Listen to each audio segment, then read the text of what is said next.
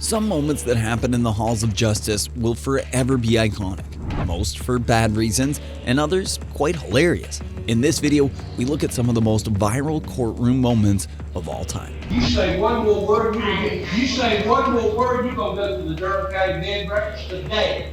At Durham County District Court in North Carolina, Judge Hill is presiding over a child custody hearing between Roshana and Colin Morrison, two separated parents. The judge, who is renowned for his friendly demeanor toward defendants, typically conducts fair and impartial trials. However, the Morrisons have been arguing bitterly for the past 3 days, and Judge Hill's patience is beginning to run thin. The couple has been involved in a back-and-forth fight, with Colin Morrison asserting that his ex-wife withheld their son from him, who wants sole custody of the young child. However, Roshana claims that Colin neglected to provide child support and abandoned their child. She continues to gripe about Colin's lifestyle and his freedom. Judge Hill becomes enraged with the petty arguments and lashes out at both parties. Ran your mouth when I told you to be quiet. All right, you got 48 hours. You were saying again, you got 48 hours there, Deputy Harper. You got 48 hours there. Every time you open your mouth, we'll tackle another 20. And if you open your mouth, we'll do the same to you. He keeps going on his rant, reminding the Morrisons of what's truly essential. Using some strong language in the process, he also has no problem getting personal. He does not deserve this. No the one that crawled into bed and had sex and made that baby. He didn't ask to be born. When Roshana gives him a deadly stare, the judge marks her card erratically and pulls her on it right away. As the mother argues with Judge Hill, he threatens her sharply, and it doesn't sound like a fun vacation. I have no doubt that you have withheld that little boy. Don't you be looking at me. You say one more word, you're gonna go to the Durham County bed and breakfast today. But Roshana can't stop herself, and like a child receiving discipline from a parent, she keeps talking back with an attitude. Following through on his threats, Judge Hill instructs the deputy to hold Morrison in contempt when the hearing is over. You say one more word. All right, Deputy Neville, she's got 24 hours of contempt of court to run her mouth as soon as we get done. However, Roshana can't stop talking. The judge punishes her even more severely for it. All right, you got 48 hours. You were saying again, she's got 48 hours there, Deputy. Luckily, the prospect of spending 2 days in jail calms her down. Judge Hill prepares to make his custody decision without any further delays. But the peace doesn't last for long. What occurs next astounds the courtroom.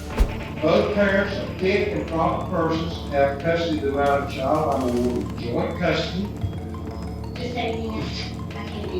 When Judge Hill grants the Morrisons shared custody, Roshana violently leaps out of her chair and demands that the deputy take her in right away. She then starts to scold the court before hurling a barrage of insults at her ex-husband and the judge. This is a disgrace. What you guys are doing, 72 you need hours. to neglect your son for 30 9 seconds. months. Take You her don't out. take care of Take her out. him. Like You're Her cries get louder and unintelligible as the sheriff's deputy approaches to calm her down and remove her from the courtroom. drunk. You have a mistress. Take You her have out. a local deputy. You Take take her care out. of things. I take care of my things consistently, and I get when he chooses to be in his son's right whenever he feels like it. They get off camera, with Roshana still struggling while the officers try to take her away and detain her. Her brother seems to be trying to assist the issue by coming over from the gallery. Sadly, he quickly gets himself entangled in the conflict. Man, it's there.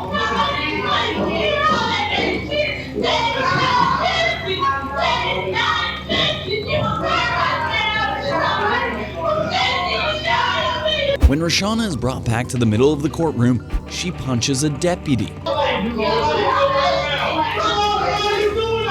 The officer pulls her to the ground to stifle her.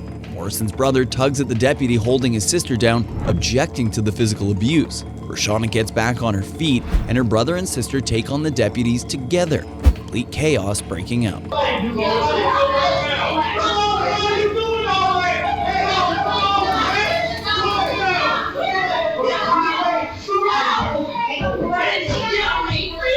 As for Judge Hill, sensing danger, he quickly leaves through the back door behind his bench. The siblings and the deputies continue their altercation. Her brother is handcuffed while Roshana is brought to one side. More deputies soon come in, and they swiftly seize control of the situation.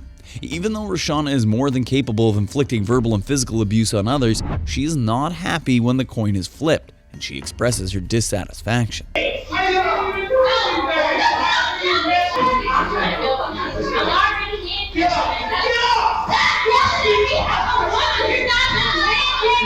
So much has gone down in this courtroom, yet the drama is far from over. Look at the figure making her way down the courtroom's back aisle while Roshana and her brother are removed. That's their mom. Luckily, before she can do any harm, a quick-thinking deputy steps in to seize her by the arm. But she's not going to let the occasion pass without offering a piece of her mind, yelling as she and her son are taken away. You should have videoed this. You should have videoed this. Later, Roshana Morrison receives a sentence of 30 days in prison for her antics, while her brother and mother receive 48 hours for defying a public official. Judge Hill is not spared either. He receives a public censure for his unprofessional behavior. He expresses regret for the language he used, saying that all he intended to do was make the couple aware of how their behavior was affecting their child. While most of the dramatic moments in courts are for bad reasons, the following case is different, as for once the drama was for a good reason. In the District Court of El Paso County, Texas, 409th Judicial District, verdict form B. We, the jury, find the defendant Daniel Villegas not guilty of...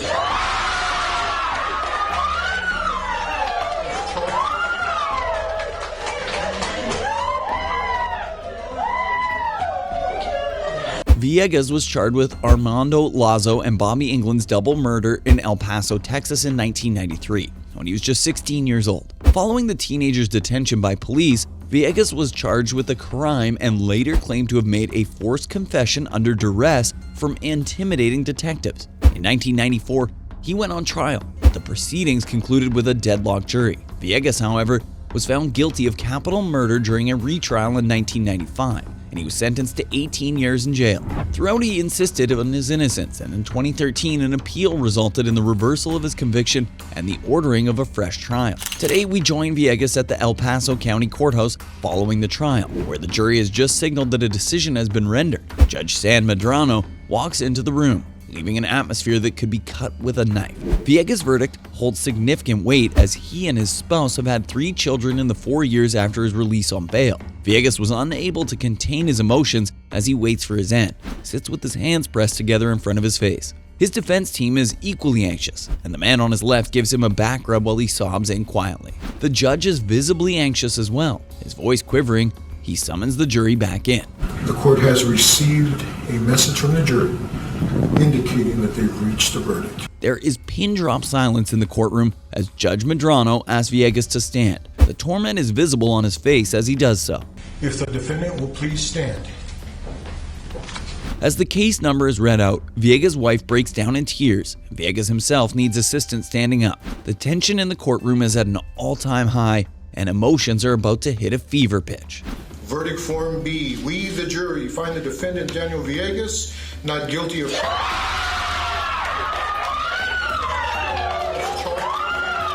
The not guilty verdict is read aloud, and the entire room breaks into joyful cheers. Watch as Daniel Villegas, surrounded by his defense team, drops to his knees in complete relief. In the public gallery, Daniel's family and supporters give each other hugs as they take it in that he is now a free man. Villegas, you have been under many conditions in this court. You are no longer under any conditions in this court. You are free to leave. Thank you. Good luck to you, sir.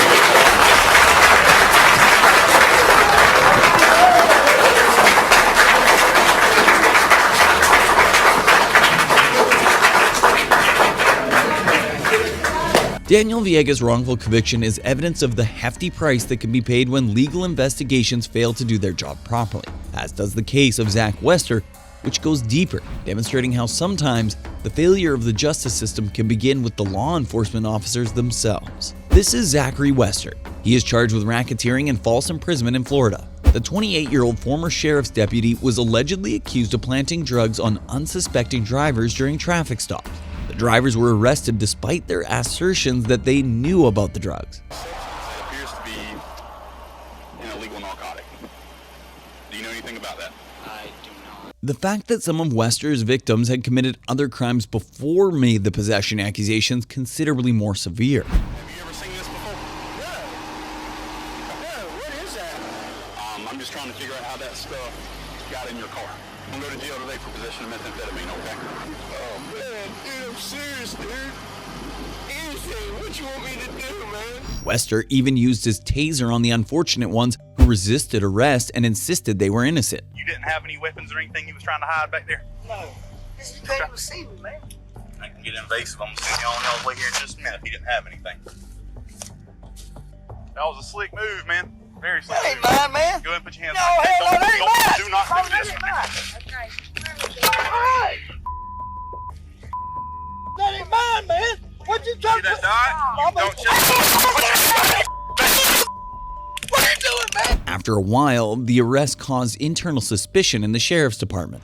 Now, shortly after the last victim in this case was arrested, a lieutenant at the Jackson County Sheriff's Office named Mike Hodges began what's called an internal affairs investigation into the defendant's use of his body cameras. And Wester was suspended. By August 1st, he made the recommendation that the defendant be suspended pending the outcome of the investigation. The case went to trial where Wester pleaded not guilty to all charges. This is a case about an abuse of an incredible power.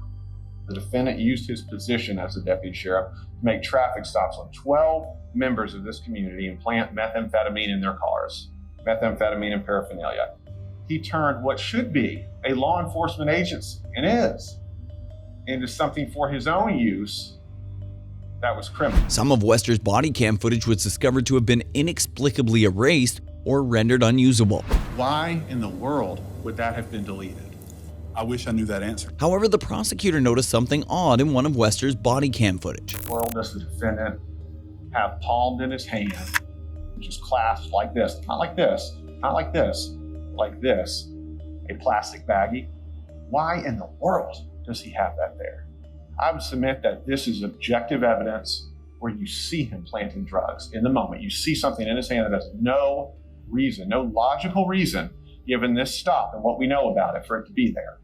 This is him planting evidence, and you see it. Wester's victim testified in court. And I knew my truck was clean. I knew it was. The white small plastic baggie that was in that spoon that the deputy just showed you on this video. Had you ever seen that before? No, sir.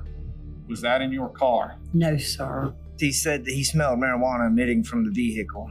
Had you been smoking marijuana in the vehicle? No, sir, absolutely not. What about Ms. Smith? Absolutely not. Strangely, Wester's body cam was always positioned so that it missed the precise moment when he discovered the drugs. The jury returned a split verdict, finding Wester guilty on 19 of the 67 counts. Count 1, guilty of racketeering as charged. Count 2, not guilty. Count 3, not guilty. Count 4, not guilty. Count 7, guilty of official misconduct related to Teresa Odom as charged. Wester was sentenced to 12 years in prison. The intention of the court that you were sentenced to serve a total of 12 years, 6 months, and 8 days in the Florida Department of Corrections. Let's head to Little Rock, Arkansas, where Joel Delgado is being held pending a court appearance about charges of burglary and firearm possession. He reportedly complained to authorities that he was feeling unwell and that he couldn't feel his legs, so he had to be wheeled into the courtroom. What'd you say, OJ? My suit. Hey, you see a shoe back there? Delgado distracted the police officer while being taken to the courtroom, claiming to have misplaced his shoes. Where is it?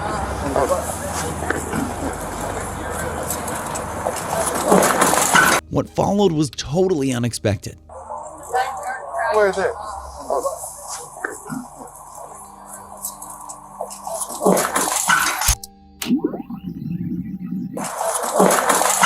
The officer ran after Delgado, but he was nowhere to be seen.